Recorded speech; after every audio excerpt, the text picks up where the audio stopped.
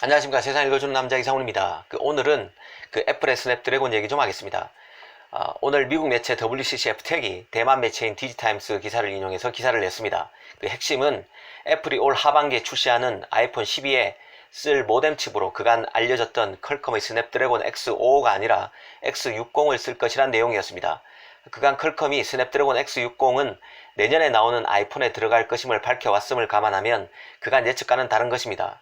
그래서 WCCF텍도 이 디지타임스 기사를 루머로 분류했습니다. 하지만 그 내용을 찬찬히 따져보면 일리가 없지도 않습니다.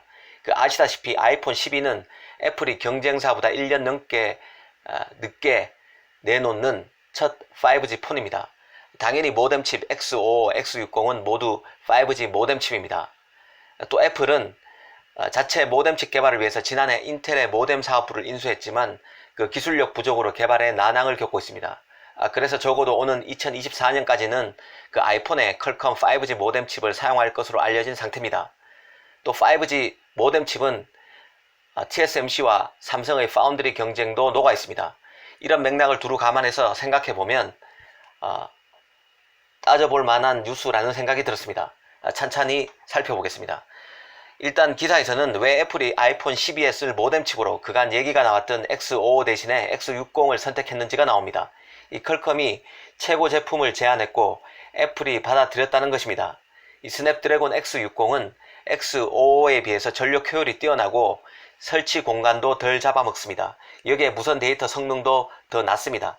X55의 경우는 TSMC 7나노 공정에서 만들어지고 X60은 삼성전자와 TSMC의 5나노 공정에서 만들어집니다. 이 퀄컴의 경우는 자신의 AP인 스냅드래곤과 모뎀 칩을 같은 파운드리에 맡깁니다. 즉 같은 파운드리가 만들어야 시스템 안정에 낫다고 보기 때문인데요. 그래서 일전에 삼성이 퀄컴의 5G 모뎀 칩인 X60을 TSMC와 함께 같이 수주했을 때 앞으로 삼성이 맡게 되는 X60 그 수주량만큼 퀄컴의 모바일 AP인 스냅드래곤도 가져갈 수 있다는 말씀을 드린 것입니다. 다시 애플로 돌아오겠습니다. 애플의 경우는 자신의 AP인 A 시리즈를 직접 자신이 설계하죠. 그리고 그 A 시리즈를 TSMC에 맡기고 있기 때문에 애플이 쓸 모뎀 칩은 결국 다 TSMC가 가져갈 공산이 큽니다. 즉 애플이 올 하반기 나올 아이폰 12에 X60을 진짜 탑재하게 되면 TSMC 5나노 공정이 바빠지게 되는 셈입니다. TSMC로서는 아이폰 12에 들어갈 모바일 AP인 애플의 A14 바이오닉과 5G 모뎀칩 X60을 모두 자신의 5나노 공정에서 처리해야 합니다. 실제로 TSMC는 애플이 자체 설계한 A14와 퀄컴의 X60 칩 제조에 조만간 나서고 올 후반기에 모두 내놓을 계획으로 알려졌습니다. 그 문제는 이런 관측 기사가 이전의 퀄컴과 애플 로드맵과는 다르다는 것입니다.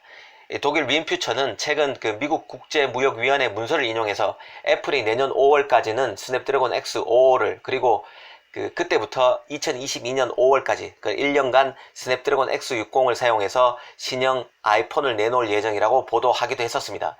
영국 테크레이더도 애플이 올 하반기를 목표로 5G 아이폰 출시를 준비하고 있고 이 퀄컴의 X55 모뎀을 적용할 것이라고 지적했습니다. 만약 디지타임스 보도가 맞다면 애플이 사실상 스냅드래곤 X55를 건너뛰고 X60을 선택했다고 봐야 합니다. 달리 보면 그만큼 기술 경쟁이 치열해지고 있다는 뜻이기도 할 것입니다. 한편으로는 미중 갈등의 중심에 서 있는 기업이 TSMC와 애플입니다. 애플로서는 중국에서 애국 소비 직격탄을 맞을 가능성이 큰 상황에서 품질 경쟁력으로 더 어필해야 하고 TSMC도 5나노 경쟁에서 기선 제압이 필요하다는 생각도 하게 됩니다.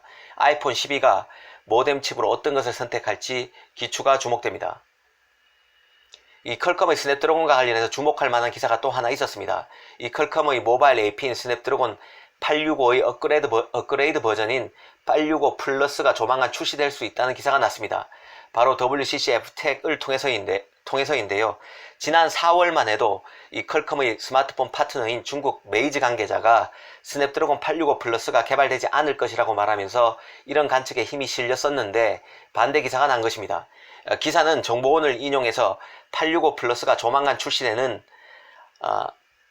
에이수스의 스마트폰 젠폰 모델에 탑재될 수 있음을 시사했습니다.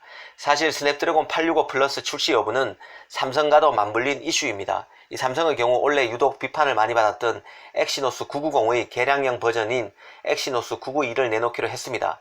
그래서 만약 스냅드래곤 865 플러스가 출시되지 않으면 갤럭시 노트 20의 경우는 스냅드래곤 865와 엑시노스 992가 쌍을 이뤄 탑재될 수 있다는 관측이 나왔었는데요.